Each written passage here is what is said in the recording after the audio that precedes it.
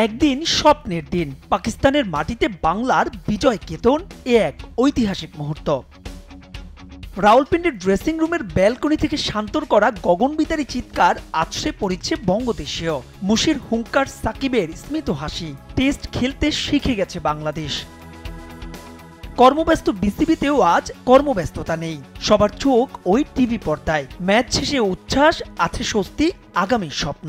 পাকিস্তানের মাটিতে পাকিস্তানকে হোয়াইট ওয়াশ করা মানে এটা বাংলাদেশের ক্রিকেটের জন্য একটা হিস্ট্রি বলবো। এটা চোখের শান্তি আসলে, যে লিটন তো ওয়ান অফ দ্য বেস্ট মানে টেকনিক্যালি কারেক্ট ব্যাটসম্যান বাংলাদেশের। আর মিরাজ যেভাবে থ্রু আউট দ্য টুর্নামেন্ট যেভাবে খেলেছে, সো আমি মনে করি যে লিটন আর মিরাজের ওই পারফরমেন্সটা মানে এই আমরা যে ম্যাচটা জিতেছি তাদের দুইজনকে মানে পুরোটা কৃতিত্ব তাদেরকে দিতে হবে। বাংলাদেশ মেন্স ক্রিকেট হিস্ট্রির এটাই সবচেয়ে বড় অর্জন।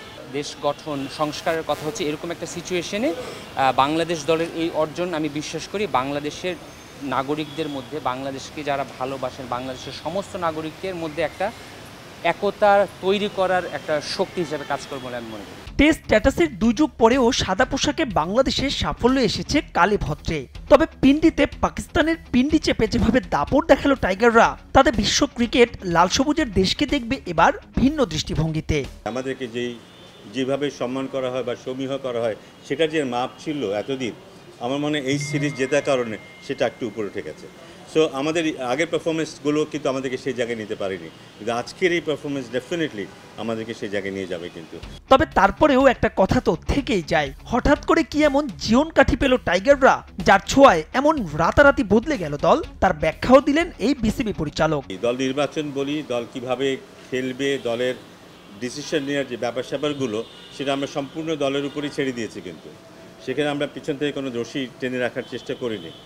সেটা হয়তো দলকে কিছুটা সহজভাবে খেলার সুযোগ দিয়েছে, সেটা হয়তো দলকে সামনের দিকে তাকিয়ে খেলার সুযোগ দিয়েছে, সিদ্ধান্ত নেওয়ার সুযোগ দিয়েছে, দল হয়তো অনেক ফ্রিলি খেলার সুযোগ পেয়েছে। পাকিস্তান জয় করে বুধবার রাতে দেশে ফিরবেন টাইগাররা, তবে নিশ্চিত রূপেই এমন জয়ের রেস থাকবে আরও বেশ কিছুটা দিন।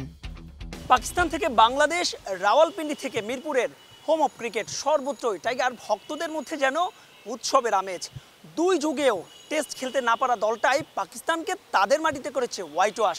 তবে সঙ্গে বেড়েছে প্রত্যাশা, বেড়েছে দায়িত্ব, যা ধরে রাখতে হবে চলতি বছরের আরও 6টি টেস্টে। মাহবুব রিমন, সময় সংবাদ, সেরাই বাংলা জাতীয় ক্রিকেট স্টেডিয়াম, ঢাকা।